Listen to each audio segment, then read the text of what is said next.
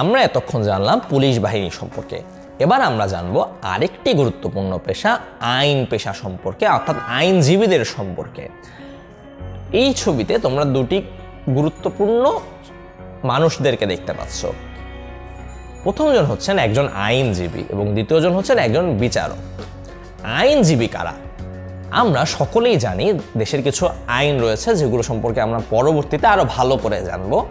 সেই আইনগুলো দেশের কিছু মানুষের যদি অমান্য করে তাহলে তাদেরকে অপরাধী হিসেবে আমাদের আদালতের হাতে নেওয়া হয়।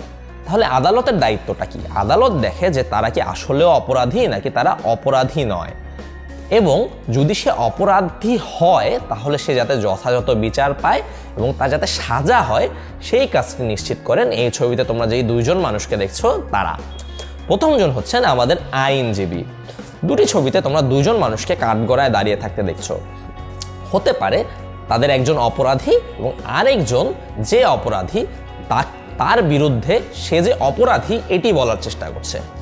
এবং আইনজীবীদের কাজ হচ্ছে আইনজীবীদের মধ্যে চেষ্টা করেন যে যে ব্যক্তি অপরাধী সে যে অপরাধী এটি প্রমাণ করতে এবং তার যাতে যথাযথ সাজা হয় এটি নিশ্চিত করতে, এবং তারা এটিও চেষ্টা করতে পারে যে ব্যক্তি অপরাধী নয় সে যাতে সাজা না পায় এবং সে যাতে দেশের সুন্দরভাবে বসবাস করতে পারে, তার যে বিরুদ্ধে যে অপরাধটি দেওয়া হয়েছে সেটি যে সত্য নয় এটি সকলের সামনে প্রমাণ করতে। অর্থাৎ আইনজীবীদের মধ্যে এই মতবিনিময়ের মাধ্যমে আমরা সকলে আদালতে যারা রয়েছেন তারা নিশ্চিত হতে পারেন যে এই অপরাধ কি আসলেও এই ব্যক্তির দ্বারা হয়েছে নাকি এই ব্যক্তির দ্বারা হয়নি, এবং যদি হয়ে থাকে তাহলে এই ব্যক্তি কি শাস্তি পাবে এবং তাদের শাস্তি মাত্রাটা কত গুরুতর হওয়া উচিত সেটি আমাদের আইনজীবীরা এই আদালতের সকলকে বোঝানোর চেষ্টা করেন এবং সেটি দেখে বিচারক সিদ্ধান্ত নেন যে তার কতটুকু সাজা হবে। বিচারক সম্পর্কে আমরা পরবর্তী পাঠে জানবো। এখন আমরা শুনে নেই আইনজীবী সম্পর্কে কিছু কথা। আইনজীবী বিচার কাজে আইনজীবীরা গুরুত্বপূর্ণ ভূমিকা রাখেন। তারা জনগণকে আইনি সহায়তা প্রদান করেন, বিচারের সম্মুখীন অভিযুক্ত ব্যক্তিদের পক্ষে আদালতে মামলা পরিচালনা করেন। আইনের ব্যাখ্যা দিয়ে তারা আদালতকে সাহায্য করেন।